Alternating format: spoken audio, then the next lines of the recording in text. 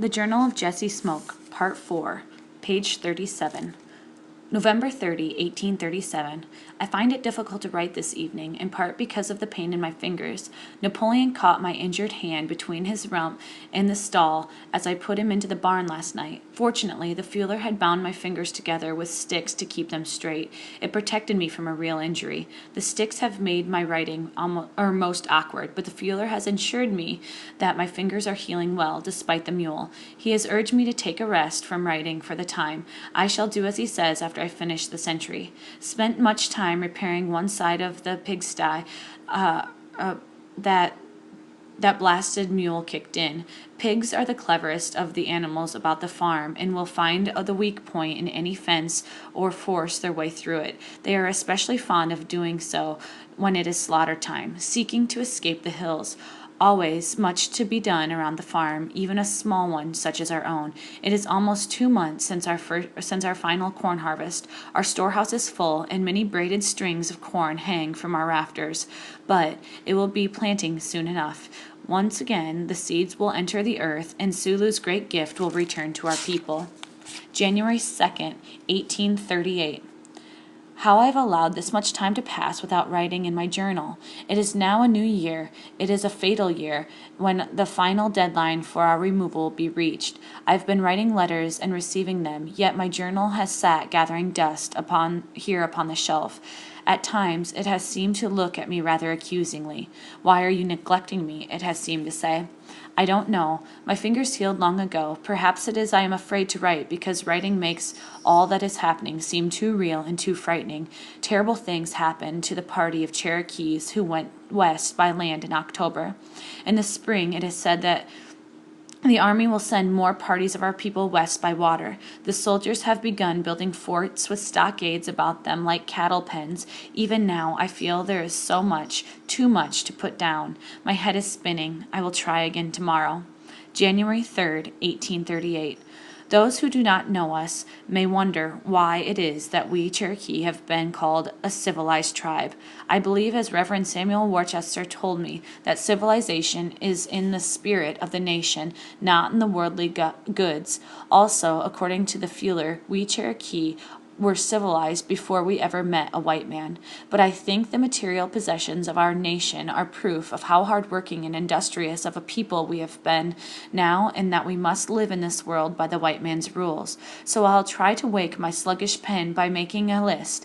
I have before me a treasured pile of past issues of the Cherokee Phoenix, from the very first issue dated February 21, 1828, to the last. Here, from the Cherokee Phoenix, is a list taken from the 1826 census of the Cherokee Nation regarding those items associated with the civilization that were possessed by our people, to wit: 22,000 cattle, 7,600 horses, 46,000 swine, 2,500 sheep, 762 looms, 2,488 spinning wheels, 172 wagons, 2,943 plows, 10 sawmills, 31 gritsmiths, 62 blacksmith shops, 8 cotton machines, 18 schools, 18 ferries, a number of public roads.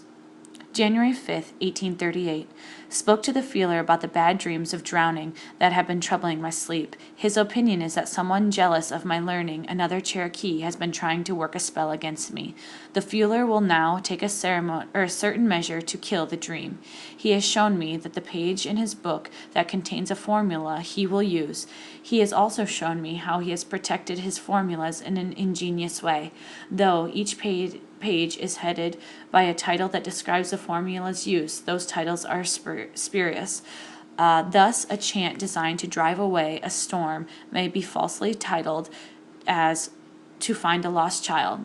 In every case, the true title is on the following page. He also cleverly mixed up certain of the ingredients in his magical recipes. Thus, as he explained carefully to me, when he has written red, the true color is in fact black, and so on. Thus, if the book falls into the wrong hands, it will not avail a rival to use it. The feeler has also, as always, given me useful advice. I had been trying to write down every day and failing at aim. I only write, he told me, when your pen wants to speak. I shall attempt to do that. January 8, 1838. I enjoyed the untroubled sleep of a baby for the last few nights. Clearly, the feeler's work had succeeded. Unlike a white physician, a Cherokee doctor does not charge money for his good work.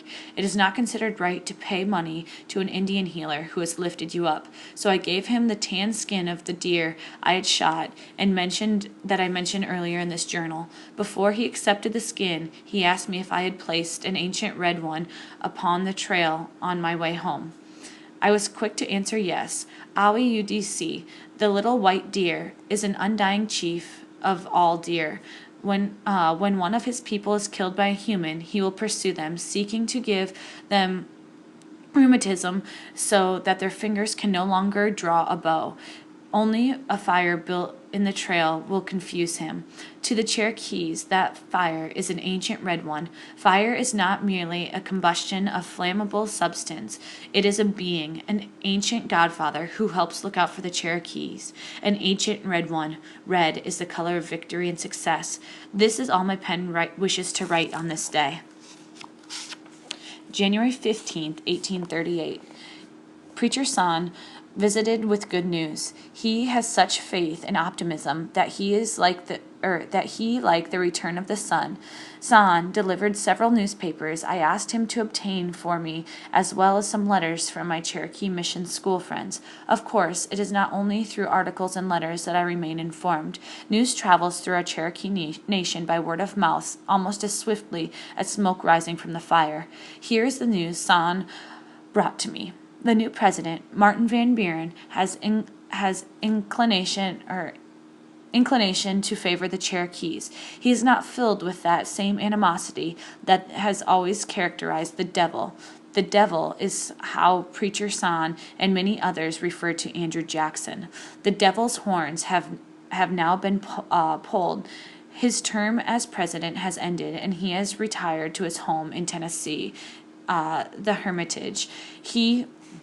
Or perhaps Van Buren will not show such fear of the Southern states. Jackson took seriously Georgia's threat to secede from the Union if her demands regarding our removal were not met. But it was not just to preserve the Union that Jackson pursued our destruction. Some parts of Jackson's unfavorable attitude towards us was likely because of our great chief, John Ross. Though he is short in stature, San UCD has never feared the tall, grim old Indian fighter. Indeed, John Ross has been David to Jackson's Goliath, defeating him again and again and allowing us to remain while all the other tribes have been harried from their lands like flocks of sheep. Moreover, San has told me, John Ross has made friends with the man most likely to be the military commander to replace General Wool. His name is General Winfield Scott, Old Fuss and Feathers himself, late of the Seminole campaign. Chief John Ross, it seems, has earned Scott's respect. Our great chief still urges us to hold firm despite the fact that such men as the Ridges have sold their property and moved, taking their black slaves with them to the best of the land in the Indian Territory, where they have set up palatal homes in plantations rivaling their former holdings. We must remain, John Ross said to us, unanimous in sentiment and action.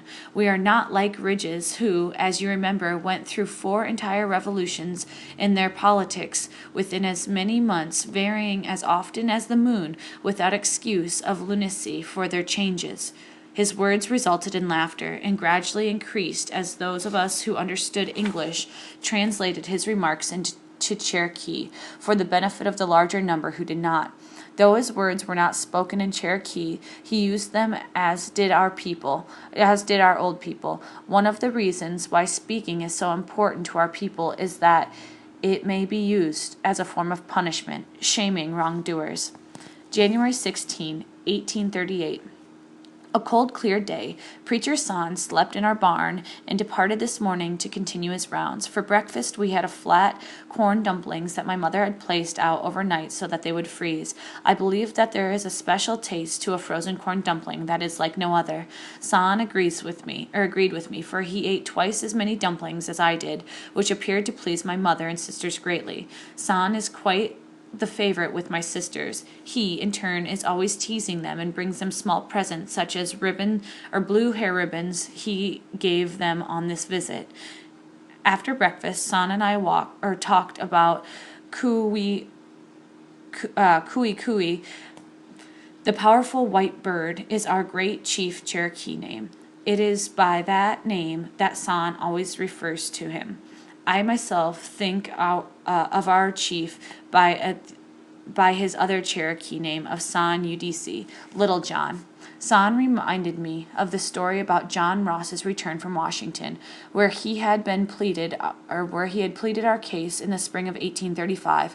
While our chief was away, Georgia Guard took possession of our chief's plantation, evicting his wife and children. Chief Ross now lives near Red Clay, in a small two-room cabin made from logs. Somehow, that story of loss became one of triumph as Preacher San remembered it.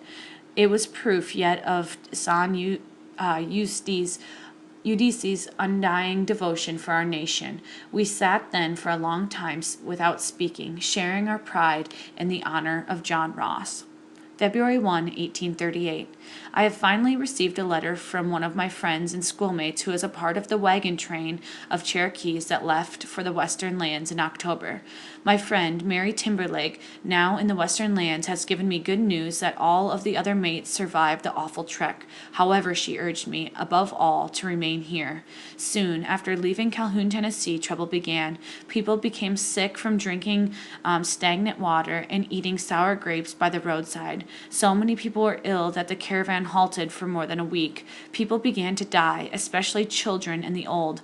Among the many buried by the roadside was Chief Dreadful Waters, one of the signers of the Treaty of 1817, which promised our lands forever. Mary obtained a list of illnesses suffered by our people from Dr. Lillibridge, the physician accompanying those poor immigrants. Colds, influenza, sore throats, cough, pulmonary, measles, diarrhea, bowel complaints, fevers, toothaches, wounds from accidents and fighting. Whiskey drinking was the cause of all the fights and many of the accidents. When they finally arrived at Fort Gibson, the land on which they were to settle had already been given to the Creek Indians, arrived 2 years before. There is still trouble with the Osage Indians, who harry and raid the new settlers. Unlike our own Travails, Mary wrote to me, the John Ridge and the Elias Bagneau families traveled the trail ahead of us in fine carriages. They arrived in good health, excellent spirits, and having paid a courtesy call on General Jackson at his Hermitage home, they are ensconced in mostly lordly fashion upon the best land in the territory, feted and favored by the commander at Fort Gibson. The name of the man that I admired when he used his pen in the service of our people is there in the letter written by my dear friend. It seems that he and the others who betrayed our Cherokee nation by signing the treaty of removal are being rewarded for their treachery. I do not wish to ever write his name again, so I shall refer to him, if the need arises, as E.B. February 14, 1838. Finally caught the fox that was raiding the hens, used a snare to do so, set beside the loose board where he made his entrance, apologized to his spirit for the necessity of taking his life, and I promised I would treat his skin with respect and return his bones to the forest. It was the animals who sent diseases to our people long ago when we treated them with disdain, hunting them almost to extinction. So my mother explained to me when I was young, reminding me that the plants then offered themselves as medicine to cure those ills. However, respect for the animals we hunt is both prudent and wise. Snarling and strangling was rather an ignoble fate for the fox. I would have preferred to shoot him, but I could not do so. I no longer have my grandfather's gun. The military authorities have begun, with more vigor than before, to collect all Cherokee weapons. I wrapped my gun tightly in deerskin, which will protect it from rot and rust, and then went deep into the hills to a certain hollow tree in a place I know. The gun remains there. I shall retrieve it when a better day dawns for our people.